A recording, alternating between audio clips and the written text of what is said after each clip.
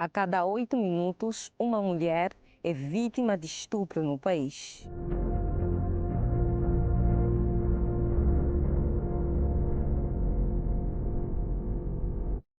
Segundo a Organização Mundial da Saúde, os dados mostram que no Brasil, 320 crianças e adolescentes são vítimas de violência sexual.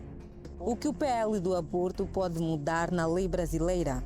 Essas e outras questões serão esclarecidas por Marinho Soares, advogado criminalista, professor universitário, doutorado em Direito Público pela Universidade Federal da Bahia. Nossa equipe também conversou com a juíza Antônia Faleiros. Olá, mulheres do Mentes Femininas! Hoje nós estamos em um cenário diferente porque viemos abordar sobre um assunto de suma importância para todos nós. E para isso, sem mais delongas, temos aqui conosco o professor e também advogado criminalista Marinho Soares.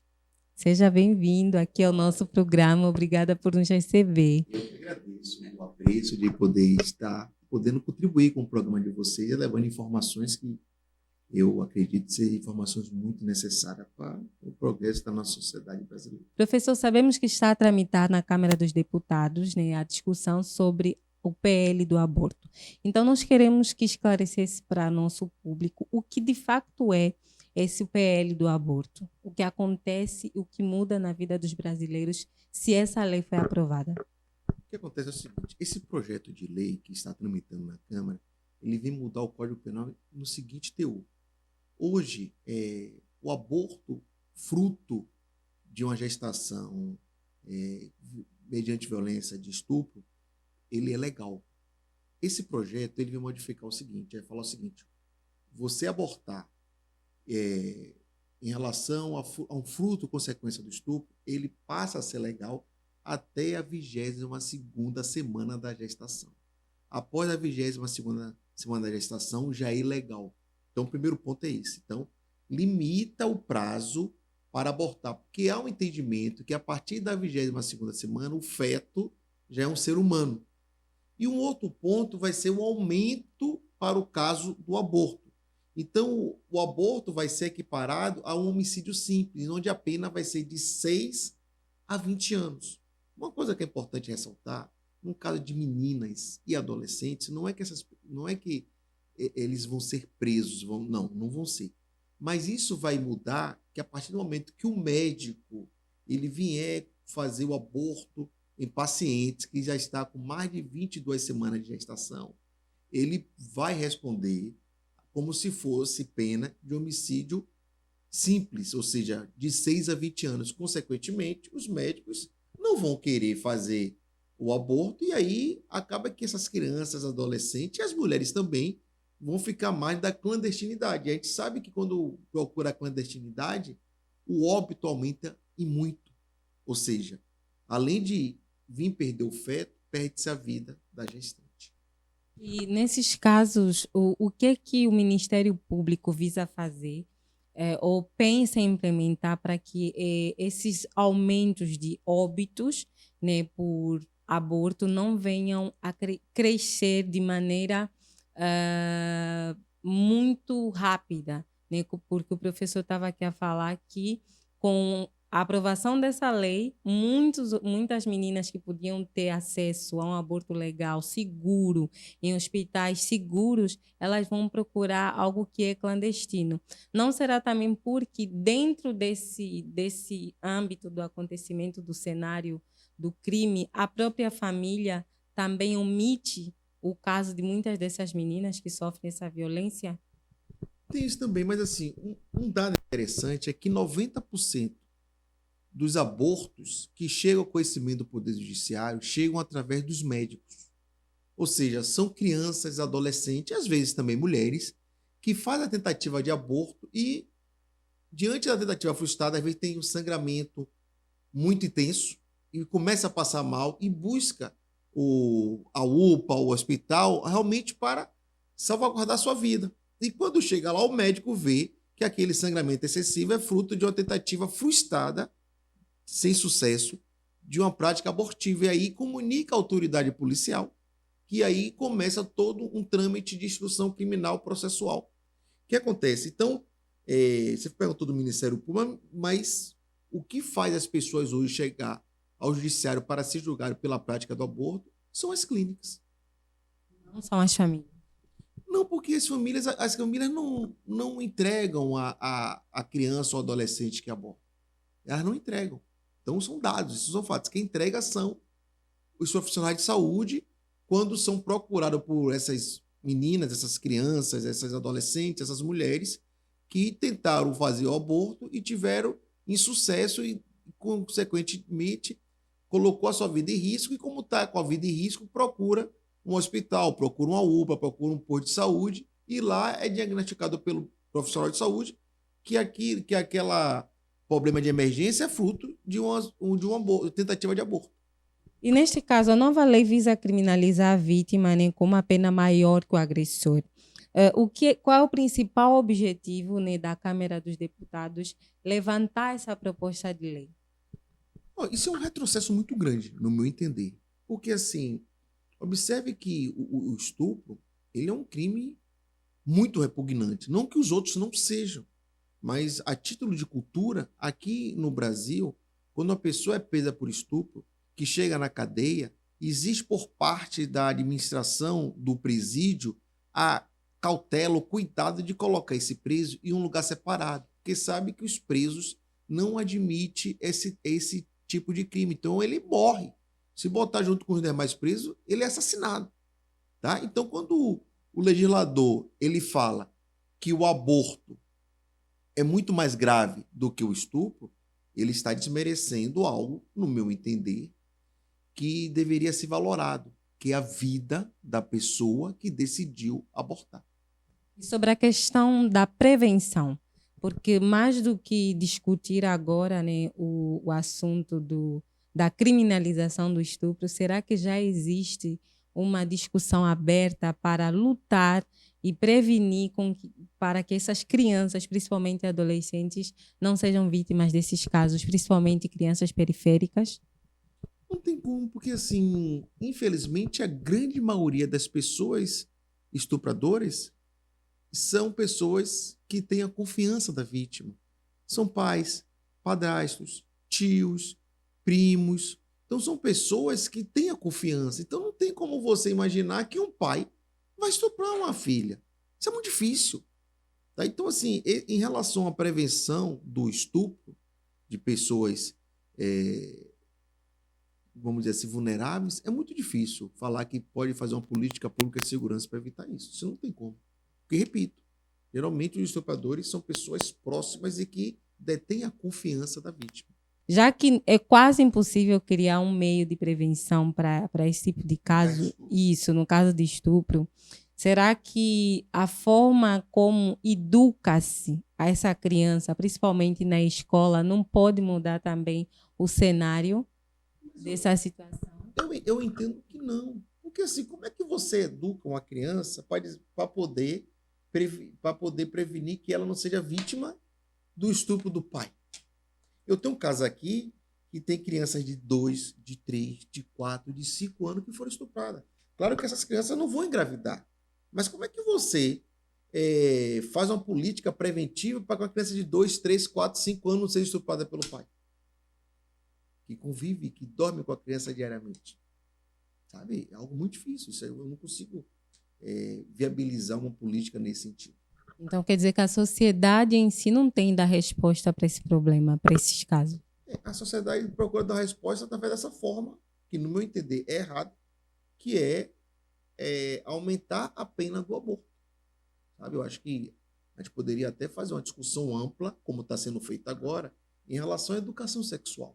Só quando a gente fala em educação sexual, isso não prospera, porque nós temos também uma bancada que se diz bancada evangélica, bancada provida, que não aceita discutir educação sexual nas escolas, porque fala que vão sexualizar as crianças. Então, assim, é algo muito difícil, não é algo simples. E também um dos esclarecimentos que eu queria, né, que o professor aqui falasse conosco é com relação, mas esclarecimento, para deixar aqui bem claro, não é um esclarecimento pessoal, mas é um esclarecimento de várias pesquisas que nós fizemos desde que esse assunto se levantou, e muitas pessoas da sociedade civil levantam a possibilidade de estudar uma lei sobre castração química para a prevenção, ou então evitar o crescimento excessivo de violência, ou então de estupro em crianças e adolescentes. O que o professor acha sobre essa situação, sobre esse ponto de vista da sociedade civil brasileira? Eu acho que é uma solução ineficiente, totalmente sem propósito, né? Eu acho que é uma coisa que a gente brinca, usar um termo vulgar, é jogar para a galera. Por quê? Porque, para começar, quando você vai castrar um estuprador, a pessoa já cometeu estupro. Então você não está evitando que a pessoa cometa estupro, sabe? E aí você atuar em cima do resultado, você atuar em cima da consequência, é estar enxugando gelo. Então eu acho que isso daí eu não gosto nem de falar, porque isso, se tem uma coisa que eu tenho certeza, eu posso até não saber quais são as soluções, mas eu tenho certeza que essa não será a solução. E com relação a nós mulheres, principalmente nós mulheres que, de alguma forma, por conta desse projeto que está a tramitar, sentimos como se o nosso corpo fosse pauta de discussão constante, nós não temos direito nenhum de opinar ou de falar. Qual a mensagem que o professor, né, pode deixar para as mulheres brasileiras, para as crianças, adolescentes que se vejam num cenário de insegurança, num cenário de preocupações, sem saber o que realmente vem para as proteger ou o que vem para as prejudicar? Sabemos que os políticos ou a política, ela está aí para proteger a população de um determinado acontecimento, mas com essa tramitação, com a tramitação dessa lei, as mulheres brasileiras sentem esse cenário de insegurança com relação ao poder de decidir o que acontece com o seu próprio corpo. Repito, é uma política estarrecedora, é uma política deplorável. Por quê? Porque, infelizmente, aqui no Brasil, existe o que nós chamamos de patriarcado. O machismo, ele além de ser muito forte, é um machismo muitas vezes tóxico. Então, assim, há um poder hegemônico, que a gente sabe que isso é formado, esse poder hegemônico, por homens brancos, que acham no direito de dizer como é que a mulher deve proceder com o seu corpo. Então, isso é muito lamentável. Então, a que ponto a mulher, como é que a mulher pode responder? Resistindo, denunciando, votando em pessoas que tenham compromisso com as pautas femininas. Eu acho que é uma forma que nós podemos, pelo menos, amenizar esse estado hoje que nós vivemos, que é um estado muito estarrecedor. Então, meninas, é sobre isso que nós falamos. Espero que vocês tenham sido bastante esclarecidas aqui através do conhecimento do professor Marinho Soares. E, é claro, o Mentes Femininas também agradece a vossa participação aí do outro lado. E, com certeza, vamos contar sempre com esse grande amigo e parceiro do Mentes Femininas para trazer todo o esclarecimento que nós, mulheres, também precisamos do apoio de homens como o professor Marinho, que estão dispostos a lutar do nosso lado pelos nossos direitos e por aquilo que são, né, as nossas lutas diárias, como a luta contra o racismo também, que é uma base que o professor contra o patriarcado também.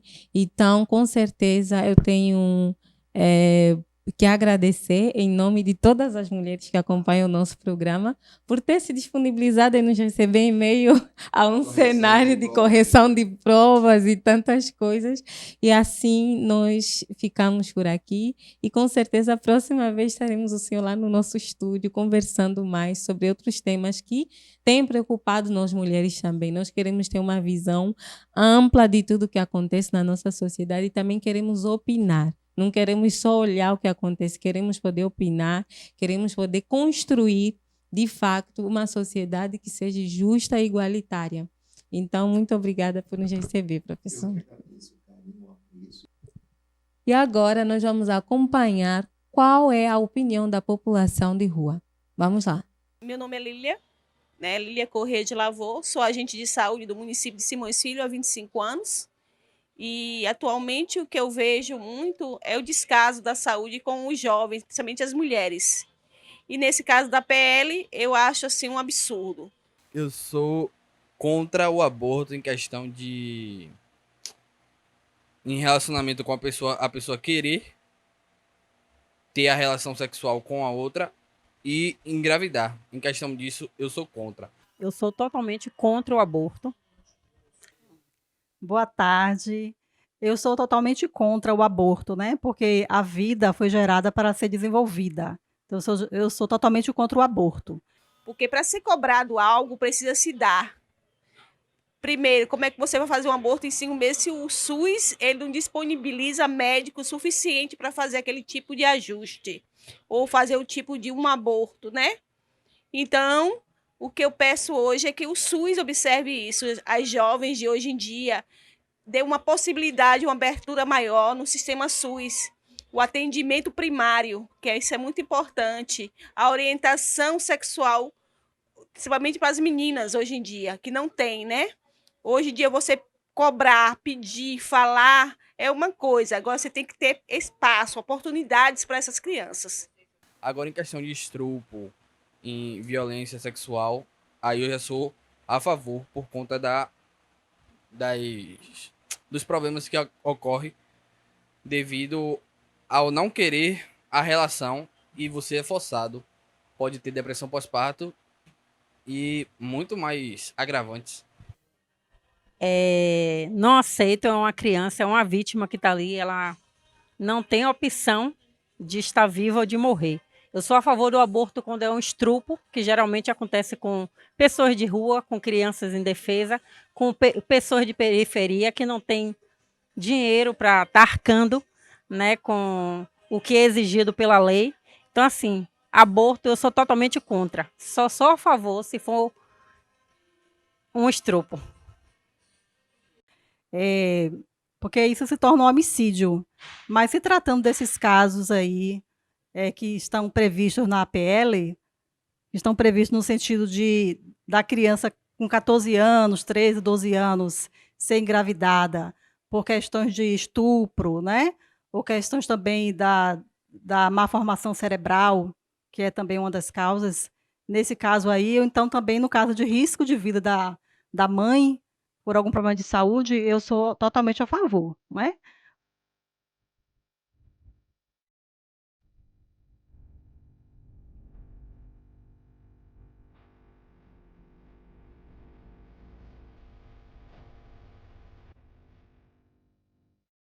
Continuando a nossa entrevista sobre o tema que nós viemos abordar, sobre a lei que está em tramitação na Câmara dos Deputados, nós estamos aqui hoje com a juíza Antônia Faleiros para esclarecer mais sobre esse assunto que é tão polêmico e está causando tanto alvoroço, né, na nossa sociedade brasileira. Juíza, sabemos que já existe lei, né, para o aborto legal no Brasil, mas a questão que não quer se calar é o que muda no cenário, né, da vida dos brasileiros, das famílias, com a tramitação da lei na Câmara dos Deputados. Boa tarde. Com relação ao projeto de lei, que ainda é um projeto, não é? Ainda não foi votado e aprovado, nem sancionado, 1904, ele busca restringir e criminalizar hipóteses de aborto legal, em especial do chamado aborto tardio, que tecnicamente é chamado assistolia, que é aquela interrupção após a 22ª semana de gestação. Primeiro, nós verificamos, e o que eu estou dizendo é com base nas leituras e análises que fiz da tramitação, é que alguns procedimentos foram atropelados na inclusão deste projeto em regime de urgência. Então, ao que consta, esse projeto não passou pelas comissões, o anúncio da urgência foi de forma bastante súbita, sem sequer fazer o esclarecimento. Então, há uma questão formal relacionada ao rito procedimental. Pronto. Passada essa parte, nós vamos à matéria de fundo. O que está a se buscar? Primeiro, é preciso que a gente deixe bem claro que todo mundo, até onde eu sei, todo ser humano que conheço é a favor da vida. Da vida em plenitude, com dignidade, de todo mundo, de todas as pessoas. No momento em que se busca vedar, impedir a interrupção, por exemplo, em uma fase um pouco mais avançada, mesmo em casos de violência, que aquela gestação tenha resultado de violência, está se impedindo o exercício da vida daquela mulher, a vida plena, o corpo, a alma, a emoção. O que nós chamamos mais atenção, primeiro, que a interrupção da gravidez voluntariamente, ou seja, não decorrente de doença, ela acontece sempre. Sempre aconteceu. A diferença nos regimes de proibição, nos regimes quanto mais rigorosos, é que quem tem condições faz essa interrupção de forma segura para si, para o seu emocional e para o seu corpo. Quem não tem condições morre. Ou seja, há um recorte de natureza social que deve ser considerado. A par disso, e estou falando especificamente na interrupção, no aborto tardio, que tecnicamente é a assistolia, não é? É que estas pessoas que levam essa demanda numa fase mais avançada, elas o fazem principalmente por dificuldades de acesso aos sistemas que permitem essa interrupção de forma prematura, por pressão, por ameaça ou por coação direta. São pessoas que não têm acesso ao sistema de justiça, não têm acesso aos recursos financeiros para pagar uma clínica e, na maioria dos casos, são meninas, a realidade nos mostra, que só ficaram sabendo que estavam grávidas quando ficou com uma barriga grande demais, porque alguns casos de gravidez e gestação decorrentes de violência, eles acontecem até antes da menarca, da primeira menstruação.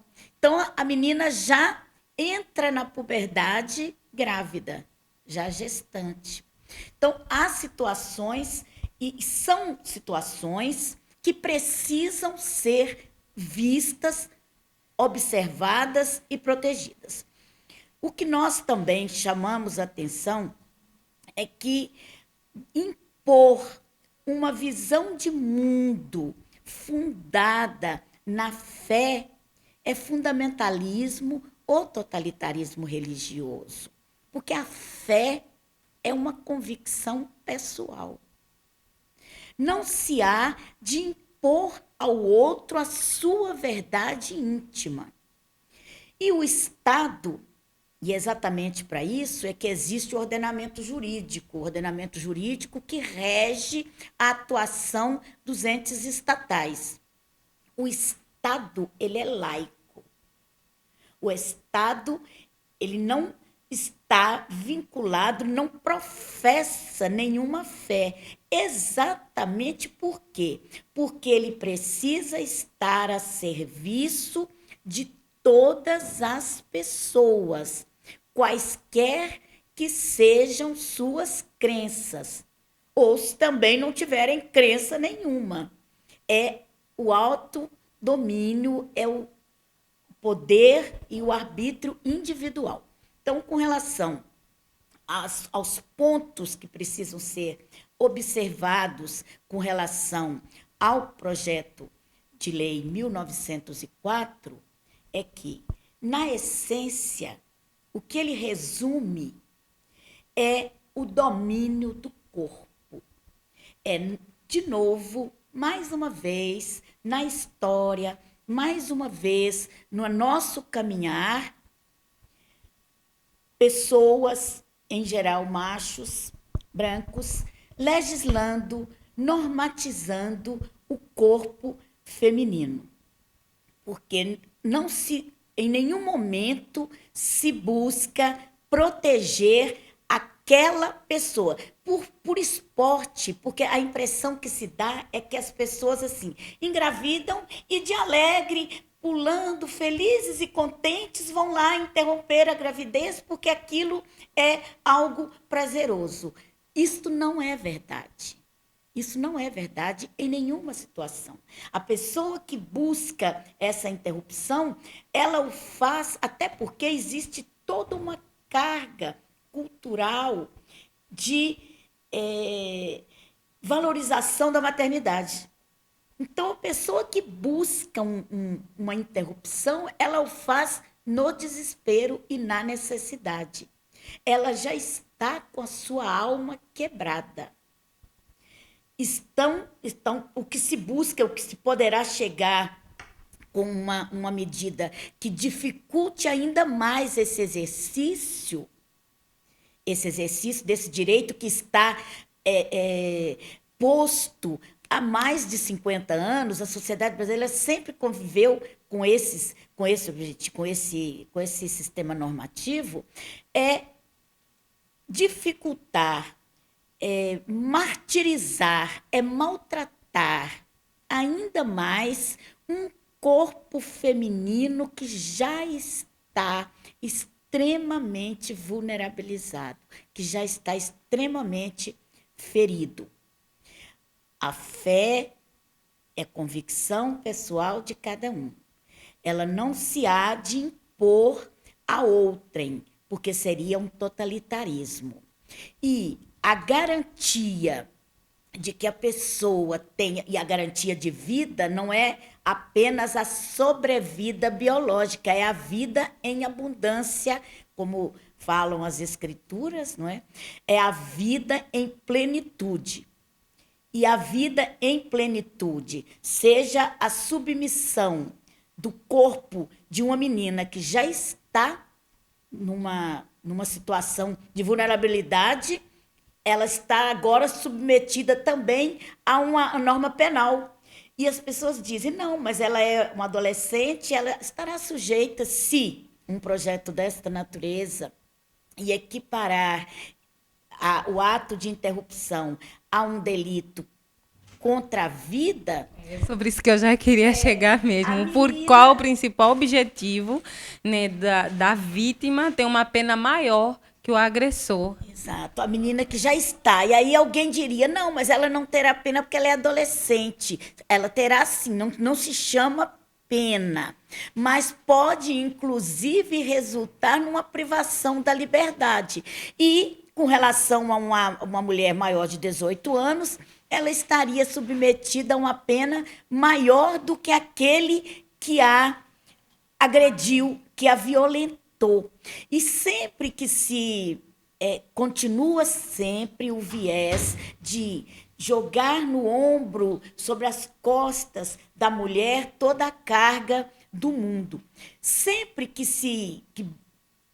entra a discussão de prevalência do interesse, do nascituro, mostra-se sempre e culpa-se sempre a genitora. Só que aquela criança, aquele feto, não brotou sozinho ali dentro. Então, nós continuamos preocupados muito com a pauta de costumes. Ela está muito mais vinculada a uma visão de mundo fundada na crença do que propriamente em princípios gerais do direito.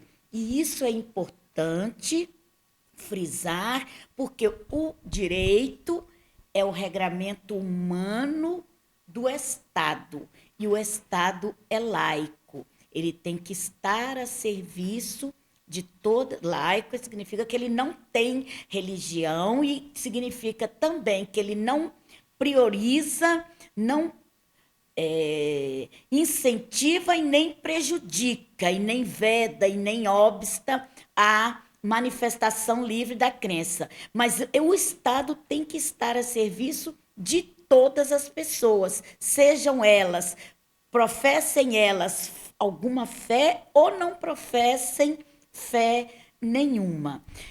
Pronto. Sim. E no parecer da juíza, a juíza acha que existe algum método de prevenção ao estupro em massa, principalmente contra crianças e adolescentes? Se existisse, essa é a pergunta de $1 milhão, né? Quem gostaria? Mas faz parte das sociedades estas condutas. O que se busca é exatamente impedir que estas práticas fiquem sem punição. E uma das formas mais eficientes é, primeiro, o esclarecimento e o apoio à vítima. Porque no momento em que a pessoa que é vítima de uma violência sexual, ela não tem a garantia de que ela será acolhida, de que ela será ouvida com respeito e de que o sistema de justiça a acolherá, ela se sentirá duplamente violentada. Violentada pelo ato originário e violentada à medida em que for exposta. E aí nós vamos, essa legislação que busca restringir, que busca impedir que a mulher seja senhora do seu corpo, toda essa legislação somente deságua num ponto. Nós continuamos fazendo com que as pessoas se submetam a violências dentro de casa, em todos dentro dos seus ambientes familiares, não é? Então, os mecanismos de esclarecimento e de acolhimento. É preciso que a vítima saiba o que é um ato abusivo e é preciso que ela também conheça onde buscar apoio e tenha a sensação de que será acolhida. E cada vez que nós recrudescemos o discurso contra a mulher, o feminino, nós, de certa forma, sinalizamos para essas pessoas, a sociedade sinaliza para essas pessoas que elas estão sozinhas. E isto é mais do que a morte do corpo, isso é a morte da alma, isso é a morte da dignidade. Então, eu tive uma professora que dizia o seguinte: a nossa sociedade às vezes visualiza o corpo, pensa na morte do corpo e não se atenta para a morte da alma, a morte do espírito, né? Do íntimo. Que realmente faz a pessoa viver. Exatamente, ou seja, ele vira um autômato e, neste momento, ao dificultar, ao recrudescer o sistema punitivo em relação a algo que diz respeito, sim, ao corpo feminino. Esta é a verdade. Até que a gestação masculina seja uma realidade e não um filme de Hollywood, gestar, não é que teve lá não, como é que era? Schwarzenegger, exato. Então, até que isso, ou que a criação em provetas ou tubos seja uma realidade, gestar é um negócio de mulheres. Então, há até um filme francês que chama Une affaire de femmes, que é um negócio de mulheres, que trata exatamente da questão da interrupção da gravidez das mulheres no período nazista, e é um filme que vai discutindo todas essas nuances e despindo, retirando os preconceitos. Ao se tratar do sistema normativo, nós precisamos estar despidos de preconceitos, despidos de ideias preconcebidas e imaginando a sociedade como um todo. Então, sempre e essa sociedade como um todo é um sistema acolhedor, é um sistema de respeito à mulher em sua integralidade. E a sua integralidade é a sua integralidade física e a sua integralidade emocional. E submeter essa mulher a uma segunda violência ou a uma ameaça de um processo criminal rigoroso é sinalizar para ela que o corpo dela pode até ter interesse como chocadeira, eu vou ser bem dura aqui, como reprodutora, mas que a alma não conta. E aí não é vida completa, porque vida completa é corpo e alma.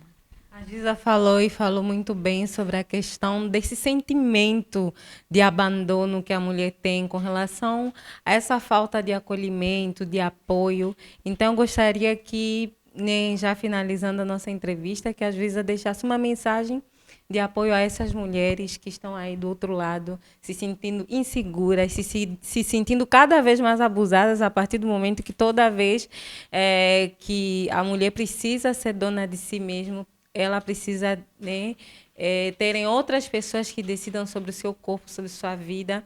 E essa autonomia dela cuidar de si como ela quer, praticamente invalidada. Né? Não só com relação ao corpo, mas também com relação ao que ela sente. Porque o que essa menina, o que essa mulher que foi estuprada, violentada, sente ao parir ou trazer ao mundo uma criança que não foi planejada, uma criança que não vai ter um amparo emocional dela como mãe, porque ela está abandonada, ela está destruída, então não tem como ela ser uma mãe que vai amparar aquele ser que vai vir ao mundo.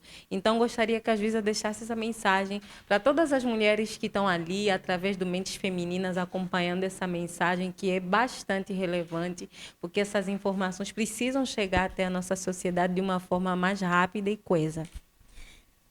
Vida completa é vida de corpo, alma, é consciência, é capacidade, poder de desenvolver suas potencialidades. Consciência é tudo.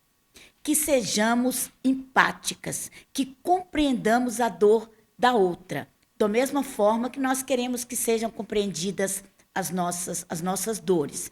E esse olhar de julgar, estar de fora, pode parecer fácil, mas não é. O julgar que eu digo aqui não é o julgar jurisdicional, é o julgar valorativo. Cada um sabe a dor e a delícia de ser o que é. E cada um de nós tem essa potencialidade. Então, que a minha mensagem para todas as mulheres e para os homens e também para todos que não e todas que não se identifiquem segundo as regras que eu digo binárias de gênero, é que nós sejamos conscientes do nosso potencial, que nós tenhamos e que nós possamos lutar e buscar juntas e juntos essa sociedade de respeito, respeito à fé de cada um, a convicção de cada um, mas que isto não seja um projeto de dominação, seja um projeto de libertação, de plenitude. O número pode ser maior, já que apenas 7 em cada 100 casos são denunciados. O estudo ainda esclarece que 75% são meninas, em maioria negras.